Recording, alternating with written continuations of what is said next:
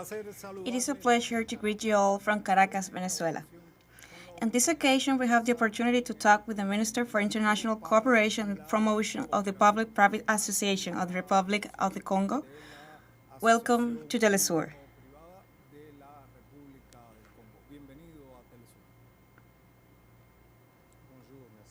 Good morning. Thank you very much.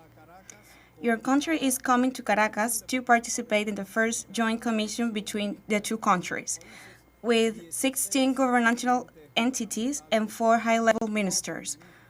Why is Venezuela important for the Congo?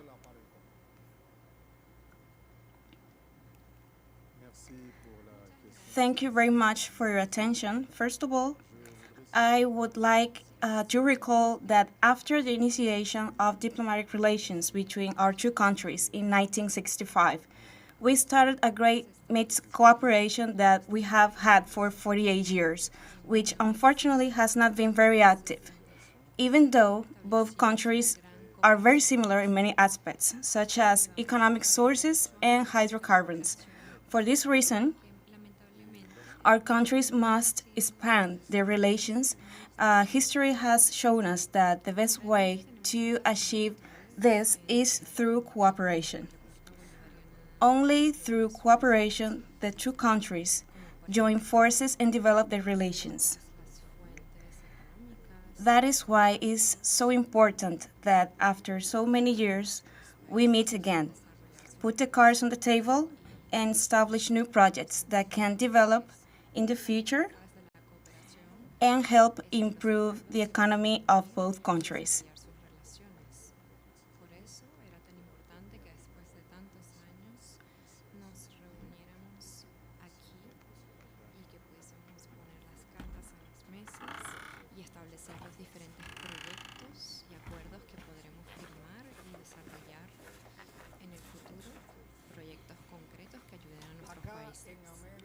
Here in South America, also in the Caribbean, especially in Venezuela, people tend to say that he who doesn't have Congo in him has Carabalí, meaning that we have a close relationship with Africa. Is there the same appreciation from Africa for a region?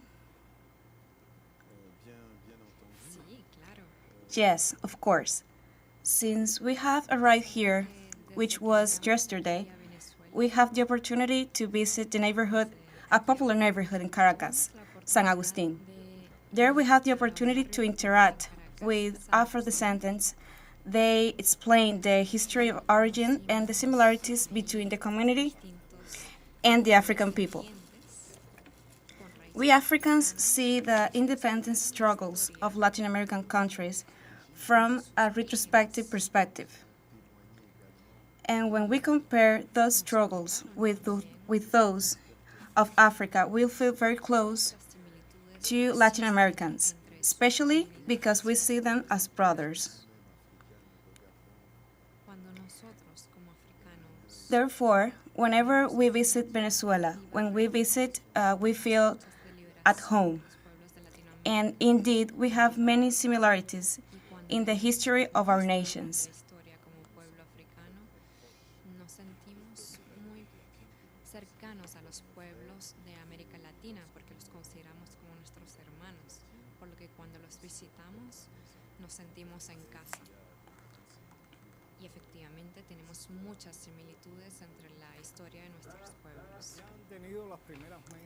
You have already had the first meetings of this joint commission. Is there any concrete result?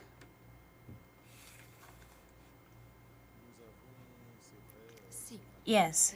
This morning we inaugurated the Great Cooperation Commission in Airspace segment, where experts from both countries are working on the creation of agreements to be signed tomorrow by the ministers in the ministerial segment. So far, the feedback we have received is that there is a sense of productivity and that several agreements will be signed.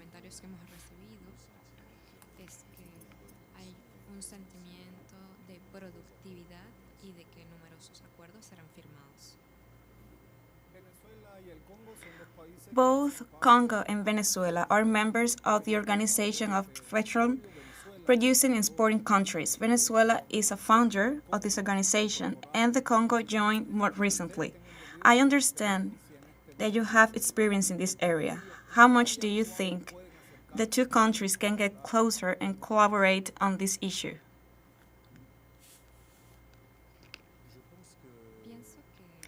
I think that beyond the question of oil, I believe that we can share experiences related to exploitation, search, and commercialization mechanism.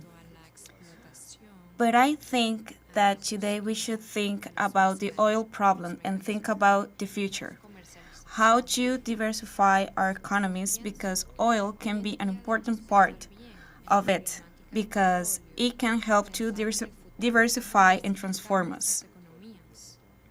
However, as far as oil is concerned, I believe that we can develop energies within framework of training because PDVSA company already has experience, and in fact, we in the Congo have national oil companies, so we can create certain links between the two companies to stimulate education and training, and also we could create university courses on this subject, and I think this is important to establish these bridges of relationship between the two countries.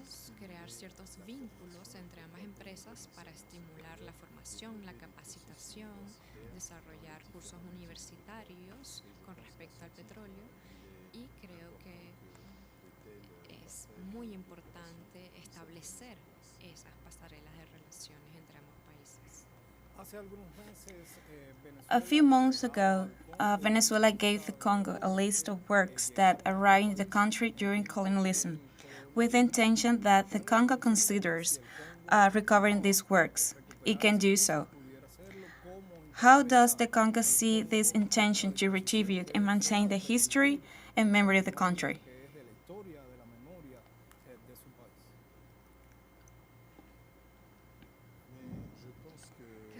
I believe that the history and culture of the people, at some point, you have to realize that there are many testimonies, and in this gesture from the Bolivarian Republic of Venezuela to the Congo was received as a fair return within the framework of its cultural diversity.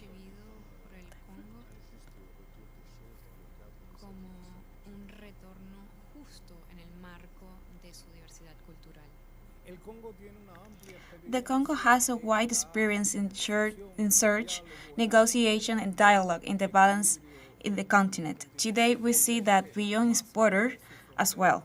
In the case of Libya, we remember the role that the Congo played in the African Union to stop invasion of Libya and solve the problem there. Today, we see that our president is part of Africa's efforts to seek a solution to the conflict between Russia and the West regarding the situation in Ukraine. To what extent can the role of Congo and Africa be enhanced to solve the current problems?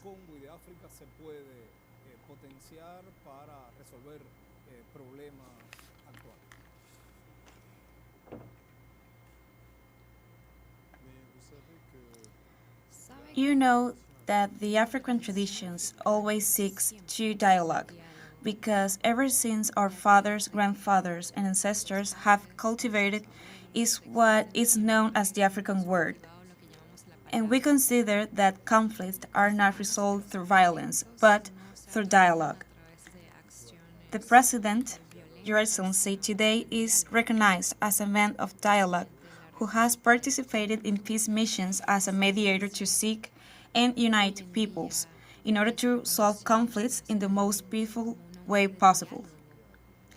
In fact, today, as you mentioned, he is at the head of the African Union as a chairman of the high-level committee precisely to seek a peaceful solution to the Libyan crisis, also as a mediator in Central African crisis and many others. It is precisely in the context of the conflict between Russia and Ukraine that Africa can, through this tradition, solve these problems and conflicts. and contribute to a negotiable solution. That is why some time ago we were able to see the mission of African leaders who went to Ukraine and Russia. África en el marco del conflicto entre Ucrania y Rusia puede, a través de su tradición, solucionar estas problemáticas y conflictos y contribuir de forma a llegar a una solución negociada. Y por eso pudieron haber visto hace algunas semanas la misión de mediación de los dirigentes africanos que fueron en Ucrania y en Rusia. We have seen at the St. Petersburg summit between Russia and Africa the participation of leaders from your continent, including your president from Congo was there. He spoke of the need for multilateralism to become a reality in the world. To what extent do these actions also contribute that negotiating solution to conflict?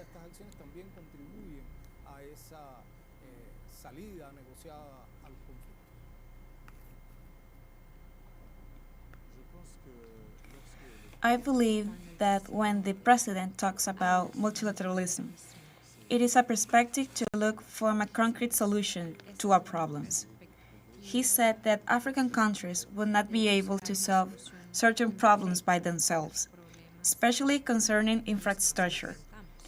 And I believe that within this framework, we must increase efforts between African countries and international organizations so that together we can obtain financial mechanisms to be able to contribute to the implementation of different developments and projects in Africa for the well-being of the populations. Entre las organizaciones internacionales para que juntos podamos conseguir mecanismos de financiamiento para poder contribuir a la realización de distintos proyectos de desarrollo en África para el bienestar de las poblaciones. Africa is today on the front page of the world's main newspapers and news programs due to the complicated situation in Sahel. Because of the problems still to be solved in the continent, and some people believe that they have seen in media what they consider to be a revolutionary wave in the continent.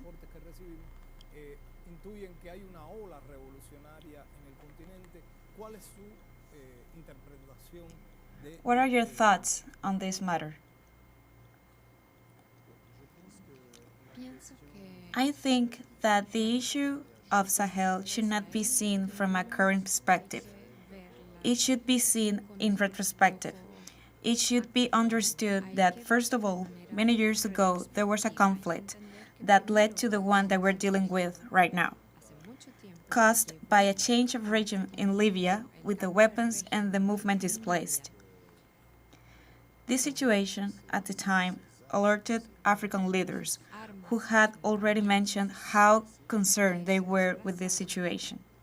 And unfortunately, this alert was not heard.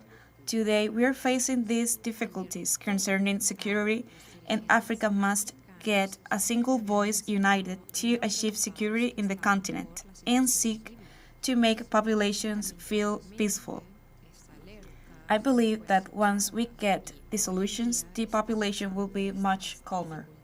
dificultades con respecto a la seguridad y África debe conseguir una sola voz unida para buscar la seguridad en el continente y buscar que las poblaciones se encuentren más tranquilas. Creo que una vez que consigamos las soluciones, las poblaciones estarán mucho más tranquilas.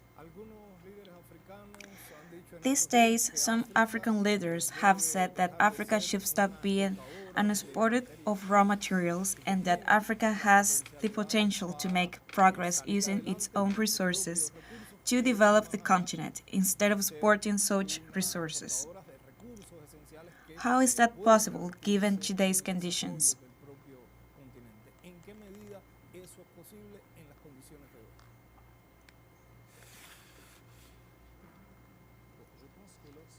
I believe that when Africa says that, It is because there is awareness that added value comes from the transformation of those raw materials which we have.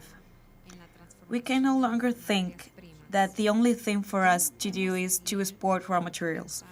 Our countries are actually becoming aware of the need to develop a policy to transform our raw materials. I'll give you an example from my own country, the Congo. Nowadays, most African countries depend on imports of wheat and fertilizers from Russia. But in the Congo, which may be a unique case, is a specific geographical area in our country, we have all the necessary components to develop those same fertilizers. We have potassium, phosphate, and we have natural gas. All of that in a region spanning over 43 square miles.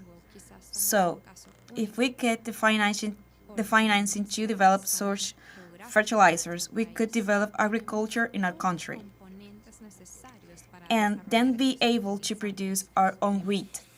And that is just one concrete example of what we could do in the continent by ourselves. Same, same applies to the transformation industry. We should be developing such industries in our countries to prevent the export from raw materials. Lastly, I just want to say that on January 22, 23, in the Congo, we made a very important decision. We are no longer exporting raw wood. We can no longer do that. So we have to transform it in the Congo before exporting it. And I believe that such a vision on the part of the leaders is something that people appreciate.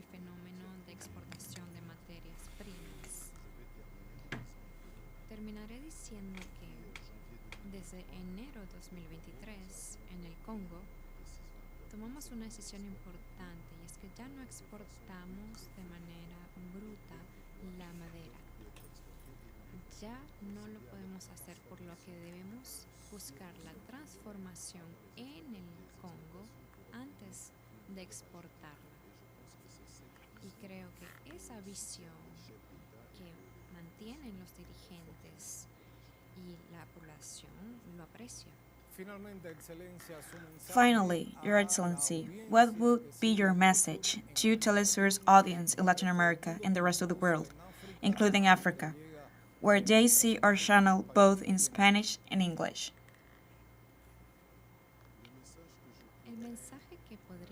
My message today would be, first of all, to salute the resilience in the Latin American peoples, especially the Venezuelan people, who, with a lot of courage, has faced all difficulties and yet be able to fuel their development. I believe they are an example for other peoples facing similar obstacles. I see Venezuelans always finding solutions, innovating. What I often see is that it is the difficulties that drive you to make progress. Today, today's era of South-South cooperation is enabling a new era from Africa and Latin American countries to reinforce concrete cooperation projects, to foster the true development that we have always longed for. I think the moment is now. I want to encourage all the peoples to focus on the development projects to improve living conditions. Una nueva etapa en la que los países africanos, los países de América Latina, que deberían reforzar esa cooperación, afianzar las relaciones y desarrollar proyectos concretos para permitir un verdadero desarrollo que estamos esperando desde siempre. Pero creo que el momento llegó y es ahora, así que quisiera decirle a los demás pueblos que trabajen para que podamos concretar verdaderos proyectos de desarrollo para el bienestar de nuestros pueblos y de nuestros países que lo necesitan. Somehow we could say that Africa has given a lot to Latin America and the Caribbean, and that our region has given to Africa. But that much remains to be done.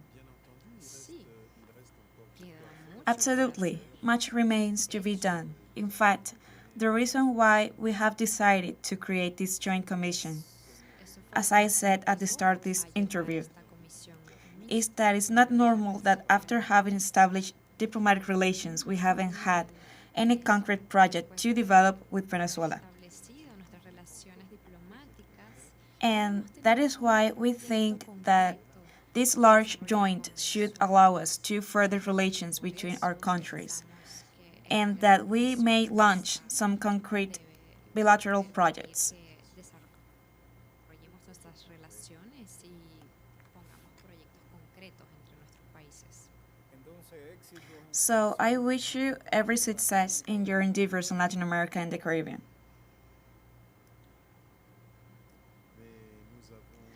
Well, we have made a very good use of our time here, and I hope that before leaving, we may be able to admire the national beauty of your country. So I am sure that we'll be returning to Brazzaville with some happy memories. Con unos recuerdos felices. Well, thank you for your time and for sharing your thoughts with teleSUR. And thank you to our audience for tuning in. Muchas gracias. Thank you, sir.